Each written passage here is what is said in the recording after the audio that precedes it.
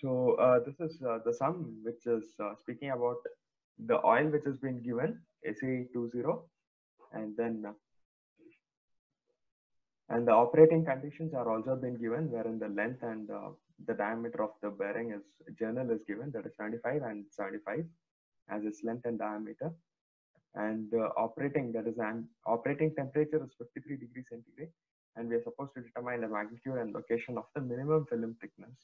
Along with that, the power loss, oil flow through the bearing, and side leakage. These are the data what we have. SAE20. So SAE20 is the oil. So firstly, the right side what we see here is the data handbook. Now in this, we'll have to see what is the terminology used, or the assigned terminology for SAE20. SAE20 is now represented as E. So hope you remember, I said you higher the alphabetical order, it will be higher the viscosity. So we need to go with the oil with higher viscosity because we need to have the higher load carrying capacity. So E is the terminology which is used for SAE20 here. That's what we take from table 24.1. So from this, we switch over to the table figure 24.2, which is just above the table 24.1. And this, it helps us out in determining the viscosity in centispokes. Now here the operating temperature is 53. So roughly around 53 degrees. So roughly around 53. So the intersecting curve, what we have here is E. So for 53, this would be the intersecting point, and the temperature and the viscosity measured at this point is now read as 32 centipoises. So on converting that into pascals, we get 32 into 10 power of minus 3 pascals. Right. So that will be the data for us to begin with the sum. And then n dash is the critical speed expressed in RPS. So RPM, what we have got, divided that by 60 seconds will give us the revolutions per second. Okay, now with these data has been captured as of now. So we'll start with how do we find the magnitude and location of the minimum film thickness. So to determine magnitude and location of film thickness, minimum film thickness, first let's start with the final answer. Since we have already done this, I'll just rush through. So the minimum oil thickness formula, what we have here is H minimum. But this H minimum is now expressed as delta, which is equal to 2H minimum by C. So we'll have to rearrange this in order to get the value of H minimum. This becomes the minimum thickness. So this is available in our expression 24.33. So in this expression 24.33, so we have the equation delta is equal to H minimum by into 2 by C. 24.33 is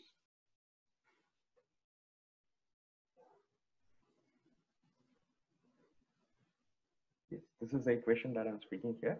Now in this, I need to find the value of delta. So to find the value of delta, I will be using the respective figure 24.26. So here the figures are not, it is totally assorted, it's not in order.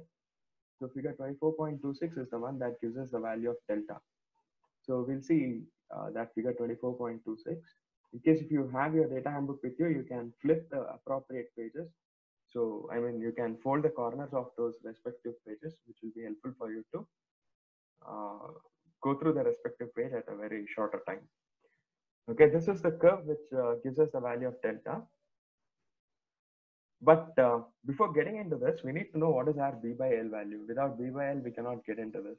And also there is one terminology known as CW, which is load concentration factor. So as of now, I cannot look at what is the delta value because I don't know what is my x-axis B by L and what is CW. So firstly, we'll start with how do we find B by L? So B is the expression which we see in equation 24.19. So we assume it as a complete 360-degree angle. That is the swept angle for the total bearing. So B will now be pi into D. Be careful, the value of D should be written in meters. So it will be pi into D, that is pi into 0.075, and the length is also the same magnitude. So the ratio of this will be 3.14. All right. So in this case, since this becomes a value of the table which gives us a value of delta, but we need to find our CW also. So before getting into this, we need to look for figure 24.24. So figure 24.24 gives us the value of CW, which is very much needed for our next table 24.26. Now, in the notes, you can see both the figures are written side by side, I mean underneath each other. So for a value of B by 4, 3.14,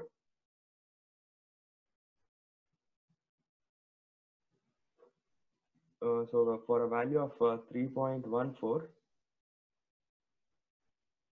I need to measure its CW value. So CW value, I now roughly take it as 0.086. See, the first value what we have is 0.1, which is less than that. Here yet again, there is no hard and fast rule that you need to get the same answer what I have got here. So it depends on how accurately you read the value. I've just retained the value which was given in the data handbook, I mean in the textbook. You can take it as 0.9 also, or 0.09 also, 0.08 also. There is no hard and fast rule to be very precise here. So on taking the same, I end up getting the value of CW as 0.086. So once when I get the value of CW, I'll switch over to the earlier curve which I discussed.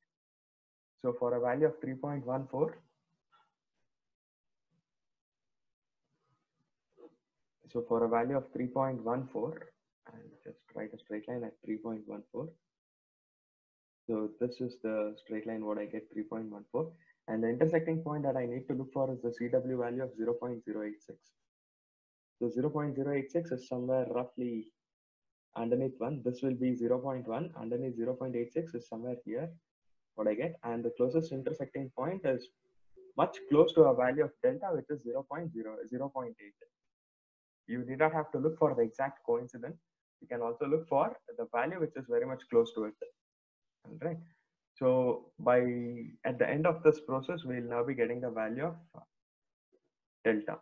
All right. So here somewhere here what we have 0.8 is the value, 0.6, 0.4, 0.2, 0.01, sorry, 0.04, 0.05.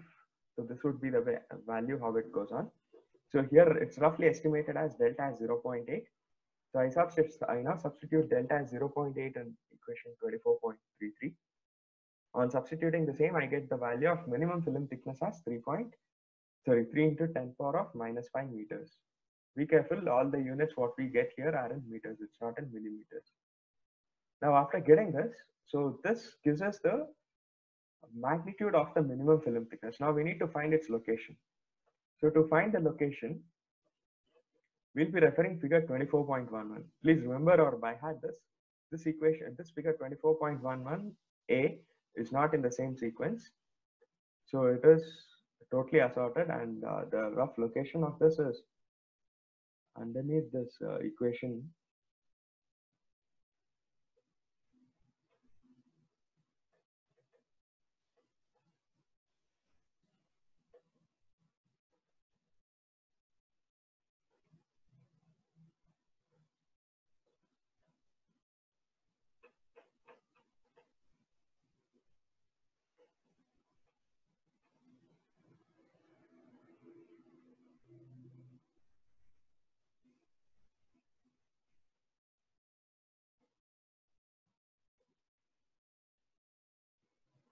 All right, this is the curve which is needed for us to find the value of this.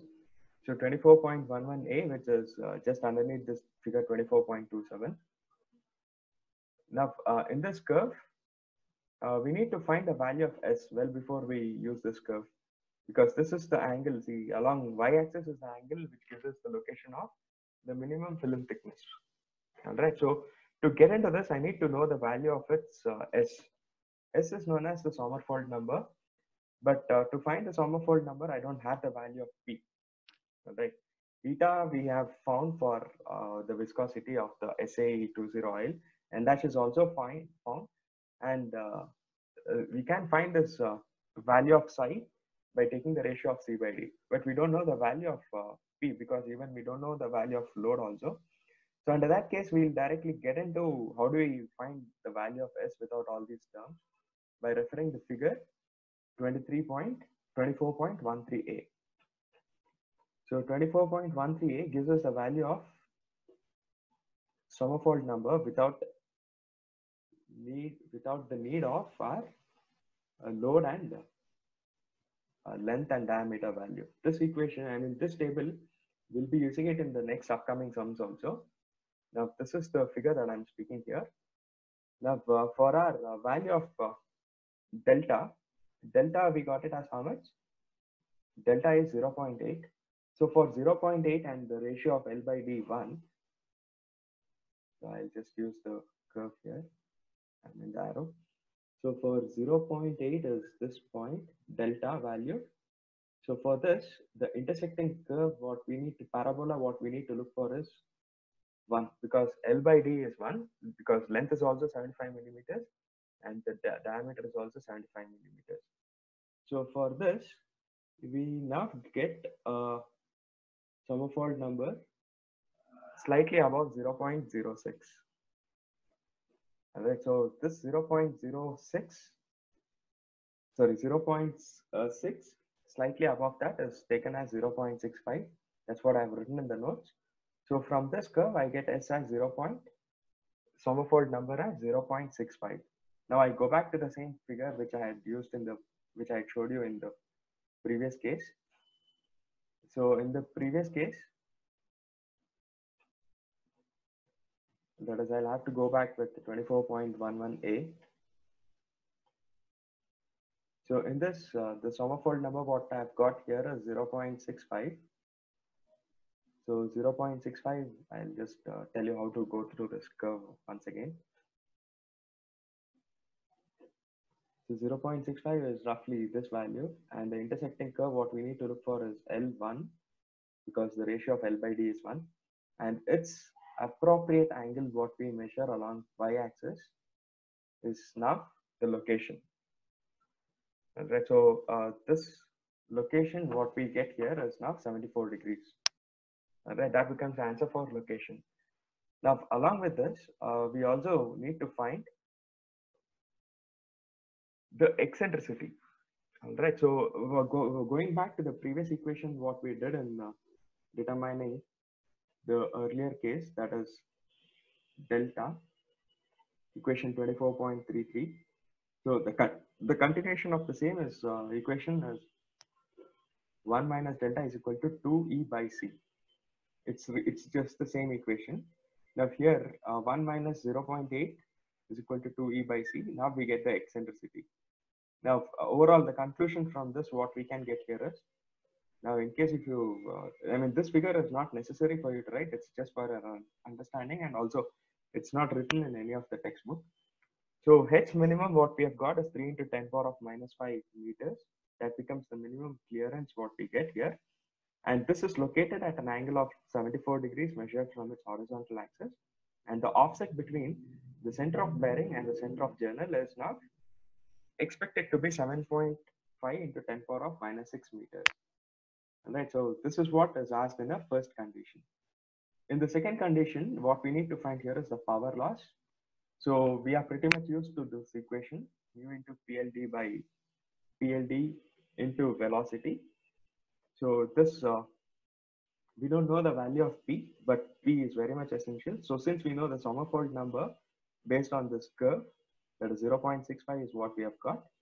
So we now retrieve the value of bearing pressure. Once when this is done, we now get the value of P, which will now be substituted here. So on ending, and also mu, we need to find by using Mecky's equation. We need not have to use Petrov's equation. Petrov's equation is very much, I mean, it gives us a less coefficient of friction. So by default, we stick on to Mecky's equation. So remember or by heart this equation. Ka value and delta mu value will not change because we take it for entire 360 degrees. That is what is there in our syllabus. We don't have partially opened journal bearing design. It's always a complete closely journal bearing design is the one what we have in the syllabus. So for this 1.95 will be a constant for Ka, delta mu will always be 0.02. On substituting all the values of mu, P, L and D, we get the power loss due to the viscosity is 383 watts. Now, the other important thing what we discussed there in the previous session was the oil flow through the bearing. Now, oil flow through the bearing is the one which is very much needed by considering the leakage factor also. So the oil flow through the bearing, what we have here is, please remember this formula. In the previous class, I didn't write this formula. I mean, I had not written this in my notes. So this is 24.71b. I'll show you a slight correction is also to be made in this equation. Now in this 24.71b, the value what you see here, that is 60 is to be eliminated. Alright, so this 60 value what you see here should be taken away. Okay, it's wrongly typed here. This 60 doesn't exist in the formula. Alright, so in this formula, we need to know what is our delta q, lambda q, and also what is our CQ. So CQ is the flow factor what we have, and lambda q is the constant that is flow variable, which is determined by using figure 24.37. Now this figure 24.37 is the one which is seen underneath the same table.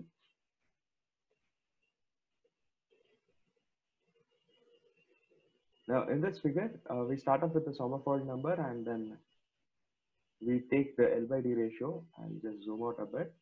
So the S value is 0.65 is what we have. I'll teach you how to take the value. So for this 0.65 and L by D at 1, L by D is the ratio of length and diameter. The length is also 75 meters and 75 millimeters, and also the diameter is also 75 millimeters. So on taking the ratio of it, we get L by D as 1, which we have done it in the first step. So on measuring this, so we roughly see the value slightly above 3.5, so which is taken as 3.55. So it's not wrong that if I take a value of 3.4 or 3.6, that doesn't matter. You'll be still close to the answer. This, I mean, the procedure is the one that is given mark here. The slight change in the answer is acceptable. So delta Q, what we get here is 3.55. So that gets fitted into this equation 3.55 here. C square is known to us. C is the ratio, clearance ratio. So C is the diametral clearance, what we have. And then N dash is also known, L is known, 4 and psi is also known. We need to find CQ. So to find CQ, we'll have to refer the next figure. So this is the figure what we have, CQ.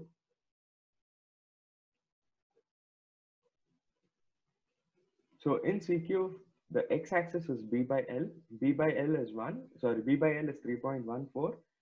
And for lambda at 0.8, delta at 0.8, I'll just show you how do we get the value. So this is 3.14. I roughly take here. And delta is 0.8. This is the curve that we have.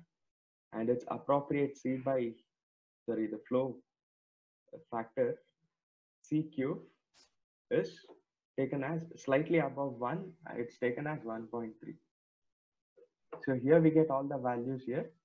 So this gives us the value. Okay, so Q is now written as 9.733. Q, what is Q? Q is nothing but the oil flow rate. Oil flow rate through the bearing. So since we speak about the oil flow rate, it is volume per time. So that's what we get it as meter cubes per second. It's the discharge per discharge measure. Discharge in the sense it's basically flow rate measured with respect to time. All right, so this is our third point that was asked to find. And lastly, we need to find its side leakage. Now, for this bearing, we cannot expect 100% what do you call the leakless or foolproof system. So there will be slight sliding, I mean, a slight losses due to the wear and tear of the bearings also. So by considering that also, we need to refer figure 24.39, which is just underneath the same. So 24.37, 3839, which are underneath each other, are to be used to determine the oil flow through bearing and also the side leakage. Okay, you need not have to go through the figures which are above the others. Now in this, let's see what is running along x-axis. Along x-axis, we have Sommerfeld number, which we have already got. 0.655 is its value. So for this 0.655 and L by D as 1, so we need to get its QS by Q ratio. Now Let's see, for 0.65 and the ratio of L by D as 1. So this is where the curve gets connected. And at this point, the measured Q by S value, what I get here is, it is slightly above 0.25. You can take it as 0.26 here. I mean, in the textbook, it's taken as 0.26, but the graph is not correctly scanned. So I'll still remain with the answer what is given in the textbook. So QS by Q will now be 0.26. It's not a formula. It's just the stage which is given, the ratio of QS by Q. That is the side leakage by the volumetric flow. So QS is now multiplied by 0.26 into Q. Q is the previously determined value. So on substituting, we get 2.531 into 10 power of minus 6 meter cube per second. So this will be the side leakage which is expected for this particular bearing design.